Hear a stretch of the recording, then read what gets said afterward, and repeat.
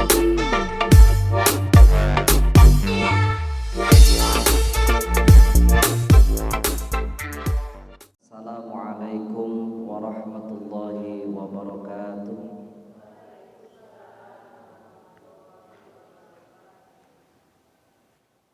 Alhamdulillahi rabbil alamin.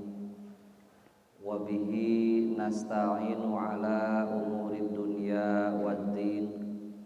Ashhadu an la ilaha illallah al-malikul haqqul mubin.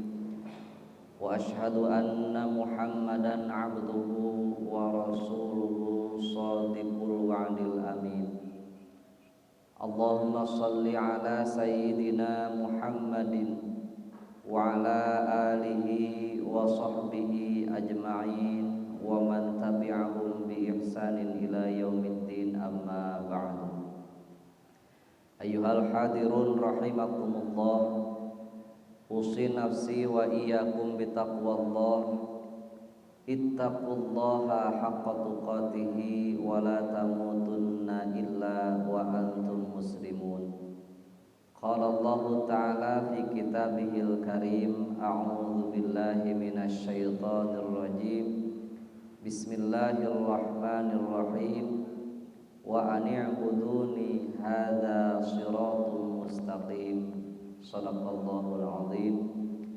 Wa ballagha rasuluhun nabiyul karim wa nahnu ala dzalika minasy syahidin wasyakirin walhamdulillahi rabbil alamin. Allahumma arzuqna fahman nabiyyin wa hifdhal mursalin wa ilhamal malaikatil muqarrabin. Rabbi shrah li sadri wa yassir li amri wahlul 'uqdatam min lisani yafqahu qawli. Allahumma inni istauda'tuka jami'a ma anzuruhu fi hadzal kitabi hatta taruddahu alayya waqta ihtiyaji ilaih. Allahumma ja'alna wa dzurriyyatina wa talamidana wa talamidatina min ibadikal mu'minina shalihina ta'i'ina lillahi wa lirasuli. Al-Fatihah. A'udzu billahi minasy syaithanir rajim. Bismillahirrahmanirrahim. Alhamdulillahi rabbil alamin. Ar-Rahmanir Rahim. Maliki yaumiddin. Iyyaka na'budu wa iyyaka nasta'in. Ihdinas siratal mustaqim. Siratal ladzina an'amta 'alaihim ghairil maghdubi 'alaihim waladdallin. Rabbighfir lana wa liwalidina, amin ya Allah ya rabbal alamin. Hadirin wal hadirat, para bapak miwah para ibu ahli pangaosan sadaya. Dina kesempatan ieu urang ngajengkeun ngaderes anu sumberna dina kitab Nashihul Ibad,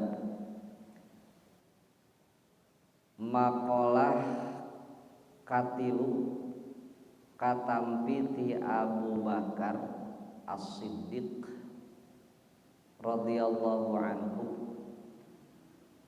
Saur Abu Bakar, man dakhalal qabra bila zadin, sing saha jalmi anu lebet ka kuburan, ka alam kubur, bila zadin kalayan henteu nyanak bekal.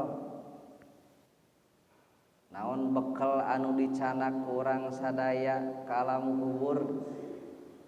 Naha bekal timel atanapi nuku orang-orang Cina mah geuning sok bekal naon Pak nu araya, bekal mobil, bekal naon deui, bekal emas sareng keperyogian sareng anu diperyogikeun nuju di dunia, kompor, panci sareng sanes kanten. Sanes eta kangge urang mah sebagai mukmin musliman. Tapi bekal di dieu nu kedah dicanak ku urang sebagai gerbang awal menuju ke alam akhirat nyaeta alam kubur, ae minal amalis sholih. Tos garaduh bekal Bu, kange maot, para bapak para ibu barade maot bade teu dihoyong-hoyong ge namina maot mah bakalnya Bu, bakal kasorang duka enjing duka pageto, duka simkuring heula duka para bapak para ibu heula, teu dihoyong-hoyong ka murang kalih pantes, ka pamuda pantes, ka sepuh komo nya. Manusia teh Pak Bu surina keterangan aya 3 fase. Nu kahiji ku Allah diciptakeun dina fase lemah nyaeta dina waktos yuswa murang kalih kan oro balita, teras yuswa SD, teras remaja itu tina lemah berangsur-angsur menuju fase kedua mim ba'di dhafin kuwah. Tina sabada lemah teh manusia aya dina fase anu nuju memeujeuhna kiat nyaeta usia pemuda. Upami dikersakeun panjang yuswa ku Allah engke mim ba'di kuwah dhafan. Tina sabada kuwah bakal kembali menuju lemah deui.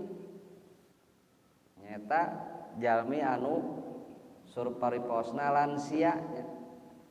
Tak dina tadi dina Quran surah Yasin wa man nu'ammirhu nunakkishu fil khalqi afala yaqilun. Jalmi anu dikersakeun yuswana panjang ku Allah Subhanahu wa taala nu'ammirhu nunakkishu. Panjang yuswana nunakkishu bakal dikembalikan deui ke posisi awal nyaeta sapertos posisi nu kahiji bakal lemah deui. Rambut mulai barodas ya Bu. Waos mulai naon berguguran. Kulit anu tadina nuju anom mah kenceng ayeuna mah naon peot. Afala yaqilun naha anjeun teh teu mikir. Afala taqilun naha anjeun teh teu mikir akan ayana perubahan tina lemah kana kuat teras kana lemah deui bahwa di dunia mah aya naonna Bu aya tungtungna anu waktosna sakedap Bu urang sadaya ayeuna di dieu aya anu yuswa 30 tahun, aya nu 40, aya nu di atas 50, aya nu 60 teu karaos Pak. Komo upami dibandingkeun waktos sareng alam akhirat mah 1 hari alam akhirat ngabandingan sareng 1000 tahun di dunia. Aya Bu anu yuswana 1000 tahun di alam dunia zaman ayeuna teu aya. Pami kapungkur mah aya zaman Nabi Nuh nya Bu. Aya beuki dia zaman teh beuki naon beuki parenek yuswana. Wallahu a'lam ke kapayuna mah tahun 2025 2030 ka ditu mah yuswa teh beuki naon Bu beuki parendek tibatan ayeuna kan urang ge ayeuna rata-rata harapan hidup di Indonesia sabaraha paling 60 tahunan nya 60 tahunan kapungkur mah kan sepuh-sepuh kapungkur mah aya dikeun ka 70, 80, 80, 100 geus kene teras beuki dia zaman seiring reksakna zaman ku berbagai hal maka yuswa semakin pendek. Itu udah sakedap di dunia mah.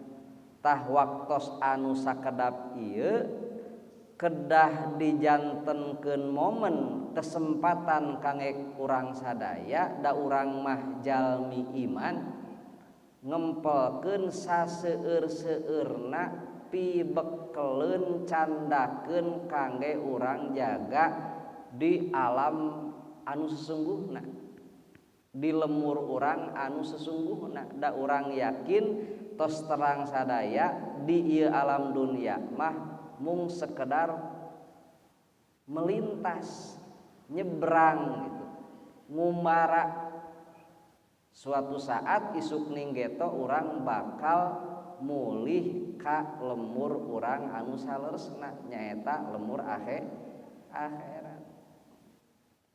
Tak sur Sayyidina Abu Bakar di dieu sing saha jalmi anu lebet alam kubur tegesna jalmi anu maot lebet ka alam kubur sebagai gerbang awal menuju alam akhirat teu nyanak bekal alias teu nyanak amal soleh. Nah naon ari amal soleh teh? Amal teh bu padamelan, baik itu padamelan manah, padamelan lisan, padamelan anggota badan anu solihun, anu lulus, anu teu aya kareksakan, anu saluyu sareng parentah Allah sinareng Rasulna. Takna Al-Quran, man amila solihan min zakarin aw untha falanuhyiyannahu hayatan thayyibah walanajziyannahum ajrahum bi ahsani ma kanu ya'malun. Bade istri bade pameget anu ngerjakeun nu beramal soleh ku Allah bakal diburuhan pahala anu langkung sae, baik itu di dunia atanapi di akhirat. Di dunia na ku Allah bakal dijamin jalmi anu kersa amal soleh mah bakal dipasihan kehidupan anu sae, oge di akhirat tangtosna bakal dilipat gandakeun tina sanes kanten kasayan eta. Enten syarat anu kahiji sur para ulama nu kumaha nu amal soleh nu termasuk kategori amal soleh teh kade bilih kieu Pak Bu, bilih urang tetegenan tos ngalakonan amal soleh ternyata di akhirat teh duh geuning teu aya amal soleh nu urang dilakonan teh, geuning teu aya di alam dunia kusim kuring kukuring tos dicatet tuh tos alhamdulillah tahun ieu tos tamat Al-Qur'an sabaraha kali tuh murang kali sok kitu kan sakedap di Ramadan aya buku catetanana tadarus henteu berjamaah henteu berjamaah checklist saum teu saum checklist checklist sadayana pas di akhirat buku amal urang sadaya ditingali geuning teu aya absen sadayana. Mohon kumaha berarti amanah goir solih bu, amanah henteu lulus. Nu kumaha ari amal anu lulus? Nu kahiji amal anu lulus teh amanah kedah sesuai sareng naon nu dicontohkeun ku Rasulullah sallallahu alaihi wasallam. Salatna, wuduna, maos Al-Qur'anna nu dinamikeun ibadah bu, baik itu ibadah anu secara langsung sareng Allah nu dinamian ibadah mahdhah sapertos maos Al-Qur'an, salat, saum itu ibadah mahdhah ataupun ibadah ghair mahdhah, ibadah anu aya perantara sareng sasama baik kepada manusia atanapi makhluk Allah nu aya di alam dunia itu sadayana diatur ku Rasulullah sallallahu alaihi wasallam, diatur ku agama Islam. Teu tiasa ayeuna maca Al-Qur'an saenakna tanpa naon, tanpa mengikuti contoh anu dicontohkeun ku Kangjeng Nabi. Matak dina qiraah aya istilah qiraah sab'ah atanapi qiraah asyarah. Sing saha jami anu maos Al-Qur'an keluar dari jalur sanad qiraah sab'ah atanapi qiraah asyarah, maka naon nu diaos teh sami sareng sanes maos Al-Qur'an. Komo aosan Al-Qur'an eta anu aya patula patali sareng keabsahan hiji ibadah.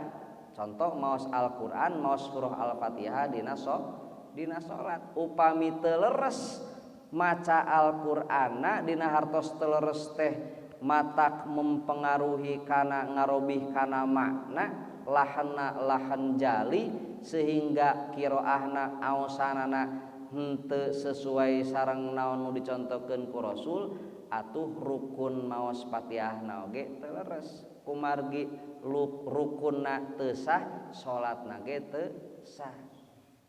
Itu dina aosan Bu, teu acan dina padamela, teu acan dina niat. Upami pada aosanana leres sesuai contoh ti Kangjeng Nabi, upami pada melanana leres tapi niatna teu leres eta ge sami henteu naon henteu sholih teu janten amal sholih. Nu kumaha amal sholih amal anu sholih anu niatna leres anu urang beramal ibadah baik itu manah atanapi lisan atanapi anggota badan anu diniatan ieu teh buleud karna Allah Subhanahu wa taala. Wa ma umiru illa liya'budullaha mukhlishina lahuddin. Urang ibadah teh kan urang ayeuna ngaos kersa salat, kersa sodaqoh, kersa infak, kersa nutup aurat, kersa ngalakonan sanes kanten wae anu dipiwarang ku Allah, oge kersa nebihan sanes kanten wae nu dilarang ku Allah, diniatan sadayana ieu teh parentah Allah Subhanahu wa ta'ala. Itu ibadah. Upami teu kitu maka amanah goir sholih teu lulus. Contoh sapertos kumaha? Aya nu nyuhungkeun sumbangan atanapi jami teh kersa salat atanapi kersa naon kersa zakat tapi niatna teh ieu mah kapaksa karena naon isin mah nya sebagai tokoh sebagai jalmi anu terpandang upami anu nyuhungkeun sumbangan henteu naon henteu nyumang-nyumang salit-alit acan gengsi dong maka amanah sanes amal saleh. Atanapi engke sakedap di Ramadan seueur nu tadina sok tara nutup aurat janten narutup aurat mohon da ieu mah cenah sasih Ramadan janten kedah mengikuti usumna galibna nuju Ramadan masuk baruni di baruni janten upami teu tos teu usum deui mah dicaroplokeun deui. Kamari nuju musim pemilu seueur jami nu balager nya Bu ka dieu seueur nu masihan artos Bu bade meser naon bade meser suanten da upami ayeuna mah tos beres mah sugan di masihan terasnya Bu henteu da eta teh tiasa janten curiga berarti masihana karena Allah kana henteu da ibadah nu karena Allah mah bade aya jalmi bade ditingali ku jalmi bade teu ditingali ku jalmi tetep istiqomah dina ngalaksanakeun kasae matak amal anu paling sae Bu amal anu paling sae nyaeta amal nu dilaksanakeun ku manusia ketika teu aya saurang-urang acan makhluk anu ningali ka eta jalmi. Upami amal anu kapeunteun katingali ku makhluk mah tiasa curiga eta teh. Model jalmi berjamaah ka masjid. Sok we bentenkeun para bapak para ibu. Nuju salat nuju di masjid sareng di bumi nuju nyaira aya bentenna teu? Aya di masjid mah kumargi duh komo ajengannya manya salatna gancang gitu ya. Duka di bumina mohon tau upami bade aya jalmi bade henteu tetep istiqomah ibadahna dina naon nu sapertos dicontohkeun ku Rasul eta tawis ibadahna ikhlas karena Allah Subhanahu wa taala. Tah eta dinamian amal soleh tentang kade bilih kaancam ku salah sawios keterangan dina hadis seueur gambaran jalmi anu katingalina amal sapertos amal pi akhirateun padahal dina buktosna amal dunya. Nu tadi teh jalmi kersa ngaos Al-Qur'an, jalmi nyaekeun dina salatna pedah we payuneun mitoha pengkeureun mitoha da upami teu kitu mah si eta salat oge buat teuing tapi kulantaran aya calon pimitaheun mah duh nya janten getol mohon atanapi Bu jalmi anu nyingkahan larangan Allah karena naon karena aya motivasi sanes karena Allah contoh karena naon karena digerebeg Bu aya nu kitu Bu teu janten jinahna kumargi ka gerebeg kaameun ku keamanan ku polisi jalmi teu cios malingna kumargi kagareuwah kumargi kagerebeg ku naon ku satpam ku polisi naha ninggalkeun larangan Allah na teh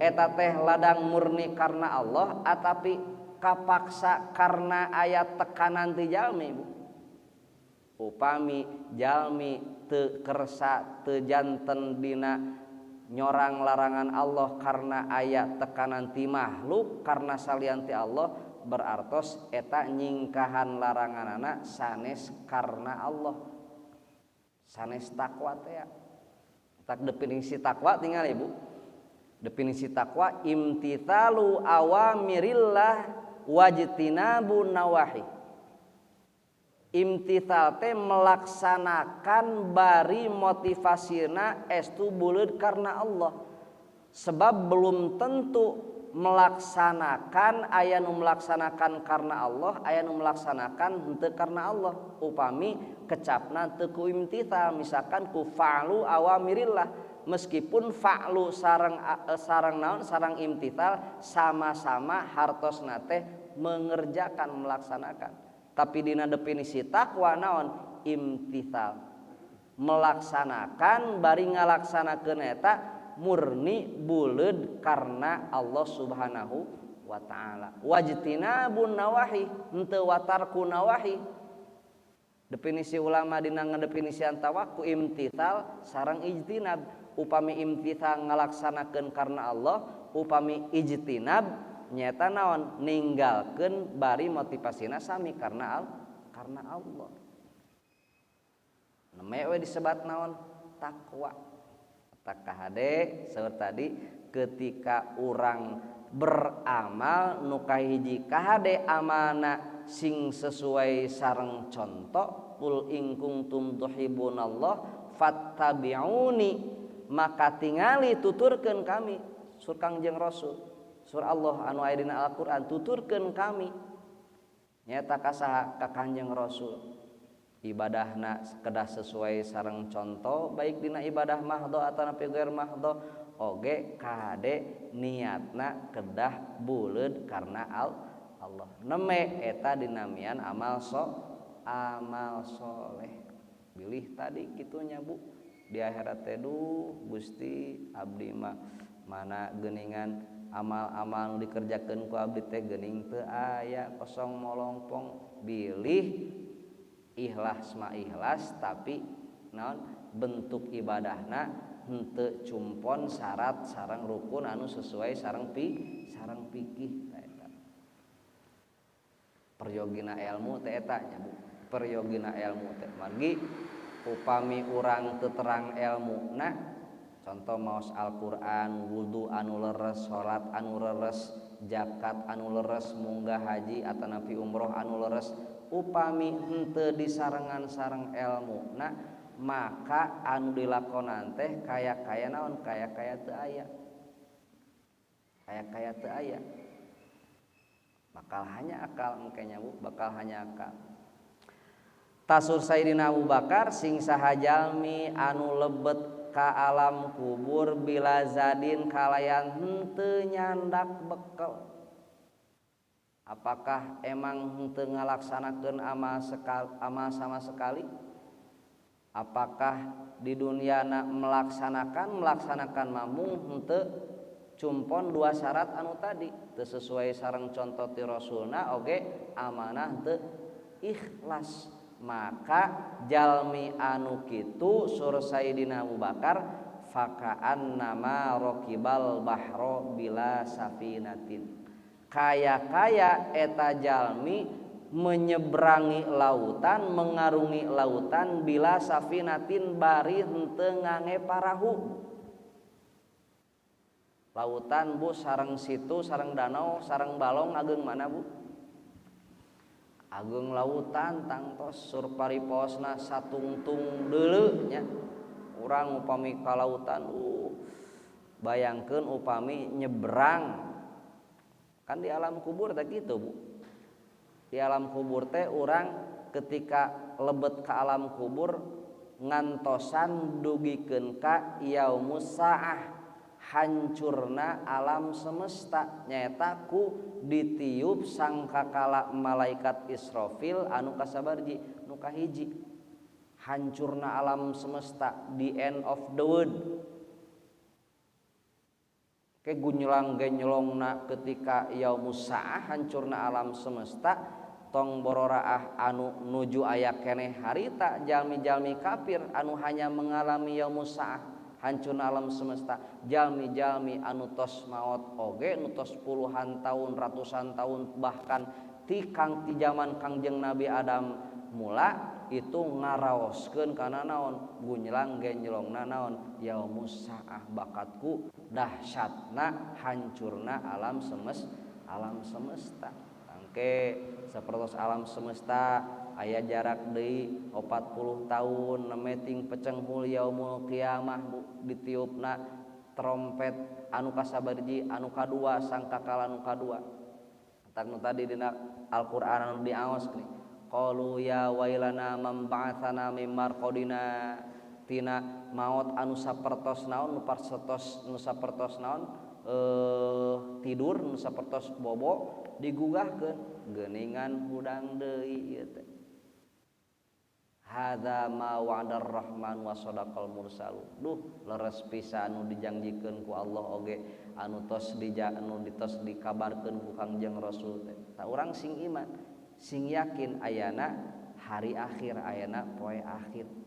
Tak kumargi urang yakin bahwa engke bakal aya kehidupan sabada ayeuna di alam dunia, urang sur tadi kedah siap-siap ngempelkeun sing seueur bekal kangge canakeun ama canakeun ke sabada mau. Kumargi kitu Sayyidina Abu Bakar fakaan nama rokibal bahro bila safinatin, jalmi anu maotna teu nyanak bebekelan sapertos engke nyebrang lautan bari tanpa menggunakan perahu, menggunakan kapal. Kumaha upami nyebrang lautan tong bororaah ka lautan nya Bu, ka balong atanapi ka situ urang ti kerlep maot. Matak suri Imam Nawawi disarahan fayughraku gharqan, maka jalmi anu menyeberangi lautan tanpa menggunakan perahu bakal naon, bakal ti kerlep, bakal ti teuleum, bakal naon, bakal paeh. Engke jalmi anu teu nyanak bekal di pakuburanna naudzubillah bakal ditempatkeun ku Allah tina hufratan min hufarinnar. Tak salah sawios doa kangge anu ngantunkeun nya Allahumma ja'al qabrahu raudhatam min riyadil jannah. Ya Allah muga ngajantenkeun kuburanana raudhatan sebagai satu taman di antawis taman-taman surga. Jalmi anu rebo ku amal soleh, baik itu amal mahdoh anu goer mahdoh nu tadi rik-rik gemi sok sanaos amal alit komo amal ageng dilaksanakeun. Sok sanaos alit, sok sanaos pasunatan kumargi tos terbiasa upami kakantun teh duh ngaraos naon Bu, ngaraos hanyaka, ngaraos sedih, ngaraos kakantun sesuatu anu berharga. Tah itu jami anu tawis sok rik-rik gemi kana amal soleh. ku Allah engke di alam kuburna bakal ditempatkeun dina taman-taman surga sauwihna jalmi anu teu nyanak amal soleh tara ibadah di alam dunia bakal ditempatkeun ku Allah dina hufrotan min hufarina dina sakeduk tina seuneuna naraka disiksa teras ku Allah di alam kuburna oge naudzubillahi min dzalik. Urang sur tadi kedah nyiapkeun naon kedah nyiapkeun bekal saseueur-seueurna Bu. Urang oge geuning di dunia nya Bu. Ibu bade piknik sakedap di liburan da Bu. Bade piknik ka Panganaran atanapi upami bade mudik nu sok ngarantau mah nya bade mudik teu lami 3 dinten atanapi sadinten telamina samingon bekal Bu komo zaman ayeuna upami misalkan nu mudik moal cekap 1 juta 2 juta nya Bu. Kangge bensinna, kangge tolna, kangge kulawargi, kangge sepuh, kangge sanes kanten, kangge baraya ngabagi moal cekap eta teh jarak samingon. Di akhirat duit kairaha salamina Bu. Salamina urang di dunia oge nya Bu. Di dunia bekal teh teu cekap saalit anu waktosna di dunia mah tadi sakedap upami dibandingkeun sareng alam akhirat 1 hari berbanding 1000 tahun di dunia upami jalmi yuswana 80 tahun upami dibandingkeun sareng 1000 hirup di dunia teh mung sabaraha menit Bu upami dibandingkeun sareng alam akhirat tak sakedap pisan di dunia mah sakedap pisan tak sing seueur naon sing seueur bekal dina waktos nu sakedap ieu urang sing rik-rik gemi naon ngempelkeun amal soleh fayughraku gharqan la khalasalahu jalmi anu teu nyanak bekal engke di alam kuburna bakal tikarelep bakal ditempatkeun dina sakedukan tina seuneuna neraka disiksa ku Allah Subhanahu wa taala digencet ku bumi salah sawias doana di Allahumma jaffil ardo an jambaihi Allahumma jaffir ya Allah mudah-mudahan ieu mayit nu aya di kuburan sing direnggangkeun teu kenging digencet didempet ku naon ku bumi sur keterangan yang digenirna ge anjeun sok ibadah tara genir ku malaikat teh ngalelap ka mana naudzubillah jerit eta teh bakal rasa anu mana anu bakal ngarasakeun engke jaga urang ketika baik itu kaeng nikmat atanapi kaeng siksa rasa anu ayeuna Bu urang upami diciwit kieu ku nyalira nyeri nu eta anu bakal ngarasakeun engke kana kanikmatan atanapi kana adab ti Allah Subhanahu wa taala sami rasana sareng nu ayeuna di dunia illa mimman yunkiduhu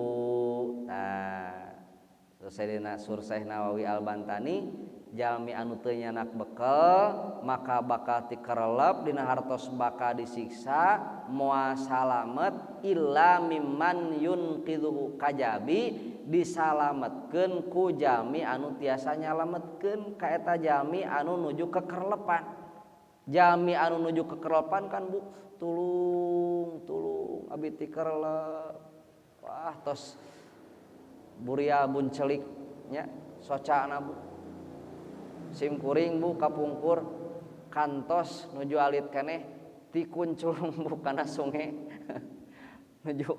nuju nima eta sareng sepupu kacanak ku emer ieu Bu emer anu naon emer cet anu ageng nih kacanak cumpungan ka sungai kerlep mung untung sungaina teh naon Bu sungaina teh ka ieu teu lebar teuing eta hakikatna masih kana disalametkeun nya Bu ku Allah ku malaikat langsung ngajegang kana eta Bu kana taneuh sareng taneuh kitu kaluhur alhamdulillah bogorowokan nuju kerlep kitu Bu Gusti tulung ieu teh tos we pasrah asa bade naon asa bade maot tah jaga di alam kubur jalmi anu tos maot teh naon anu komo nu teu nyanak amal soleh kekerlepan nyungkeun pitulung kumargi amalna min nya Bu teu nyanak bekal maka naon maka strategina aya 2 Bu sangkan urang tiasa salamet engke jaga di alam kubur kadituna ka alam akhirat strategina aya 2 nu kahiji tadi amal ibadah kangge manfaat kangge diri upami teu nyanak amal ibadah atuh amal jariah nya amal jariah supados sok sanaos urang ketos maot tetep amal jariah mah bakal moal pegat sok sanaos urang tos maot. Naon amal jariah sakumaha nu aya dina hadis diantawisna ayat 3 malih dikembangkeun ku ulama mah duikeun ka seueur langkung ti 10 aya 14na pami dina hadis idza matabnu adama in qata'a amaluhu illa min salatin jalmi anu anak Adam nu tos maot bakal pegat moal tiasa di amal ibadah illa min salatin kecuali aya 3 nu kahiji sedekah jariah naon sedekah jariah di dinya ulama anu kuat nafsirkeun sedekah jariah di dinya teh nyaeta wakaf Bu wakaf matak sing kersa ngawakafkeun harta teu tiasa diatur babna bab wakaf dina fikih teu tiasa ayeuna urang ngawakafkeun cai ka masjid sanes wakaf ieu mah naon Bu namina sedekah wakaf mah naon masihkeun harta model ka masjid atawa nepi ka pasantren anu harta eta moal seep secara datiahna moal menyusut gitu Bu benten sapertos cai kan ya Bu kamanfaatan cai naon dieu caina dileueut atau seep pami teu aya caina tos moal aya di kamanfaatan atanapi lilin nya Bu wakaf lilin teu tiasa da lilin mah manfaatna diseungeut minyakna anu padat eta bakal nyepan-nyepan atau seep nya tos moal tiasa deui matak naon anu paling kiat mah ngawakafkeun teh model naon model taneuh bangunan mashab salami ieu mashab tiasa dimanfaatkeun tadi diaraos ku para ibu heug anu masihan ieu Al-Qur'an teh tos maot tak urang kan ngamanfaatkeun ieu Al-Qur'an ngocor Bu ganjaranana teh ka anu tos ngantunkeun anu parantos ngawakafkeun ieu Al-Qur'an termasuk anu dicalikan ku urang diangge sujud sareng sanes kantenna ta itu wakaf sedekah jariah tak sing kersa Bu seueur jalmi anu bade maot bade ngantunkeun sok sanaos track record sateu acana nya kitu teh tadi teu kersa ibadah jalmi doraka jalmi maksiat tapi hoyong kusabab naon kusabab bade maot anjeunna dibuka pintu hidayah hoyong aya kasayan ngawakafkeun tuh wakafkeun taneuh anu abi hoyong aya naon hoyong aya pahala sok sanaos tos maot sae teh sae tiasa husnul khotimah anu kitu sedekah jariah nu kadua ilmu anu manfaat urang gaduh ilmu diseringkeun ka batur termasuk ka putra ka murang kalih ka anak didik ka tatangi sareng sadaya we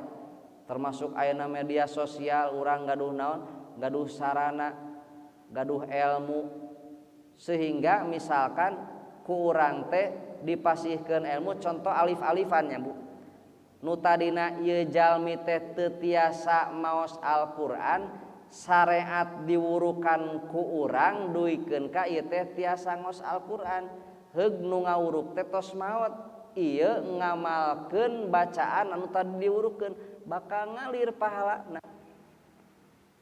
pahalana ka jalmi anu tos masihan ilmu ka eta jalmi itu namina ilmu nafe ilmu manfaat anu katilu waladin sholihin yad'ulah putra anu soleh anu ngaduakeun ka ibu ramana Da teu tiasa cenah Surputra teh abi mah bade nyewa we.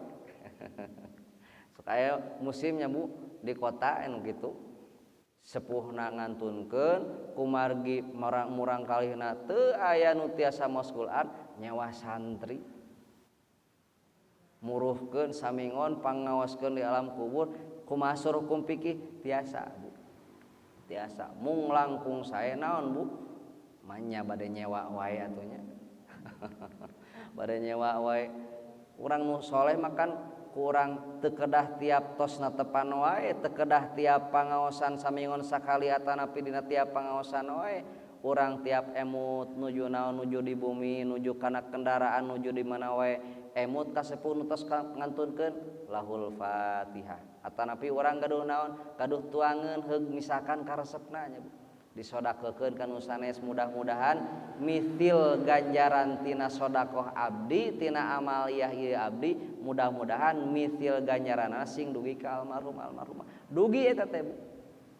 Dugi tadi urang riadohan atanapi naon hadiahan hadorohan dugi teu percanten maot heula.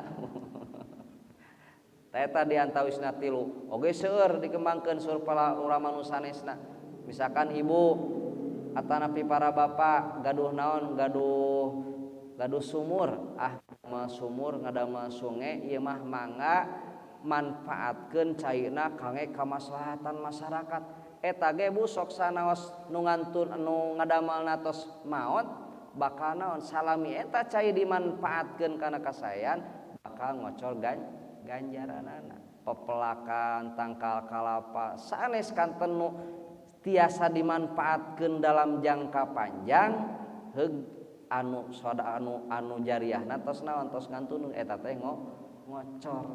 Tah itu strategi anu kadua nya Bu supados urang teh gaduh investasi sok sanaos urang teh tos teu walakaya kan kitu nya bisnis zaman ayeuna kitu bagaimana caranya supaya orang tos usia pensiun tapi tetap mendatangkan menghasilkan uang gitu. Salah satu naon invest kan ya. Invest urang mah ngamodalan batur nu ngagolangkeunana engke hasilna urang mau ucang-ucang ange we nampi artos kitu kan dina bisnis tadina pe akhirateun gitu Bu. Naon investna wakaf sharingkeun ilmu supados batur tiasa ibadah oge tadi mencetak mendidik pala putra urang sangkan janten jalmi anu soleha. Nah itu jalmi anu tiasa nyafaatan illa mimman yunqidhuhu jalmi anu tiasa nyalametkeun anu nuju ti kerlep tadi. Duh ti kerlep tulung duh aya anu nyamper ye parahu nya atanapi aya ban bekas ye ngalir ngalangkung ka anjeun kan bakal naon bakal ditumpakan salamet we moal naon moal maot moal pae sur paripawasna kama qala sallallahu alaihi wasallam tu sapertos anu didhawuhkeun ku Kangjeng Nabi sallallahu alaihi wasallam mal mayyitu fi qabrihi illa kal ghariqil mughawis teu pati-pati mayit nu aya dina lebet pakuburan illa kal ghariqil mughawis kecuali eta mayit teh saperti halna jalmi anu nuju ti teuleum nuju ti kerlep anu nyuhungkeun naon nyuhungkeun pitulung ait talibu li anna yughatu tegasna eta jalmi nu nuju ti kerlep naon nyuhungkeun tulung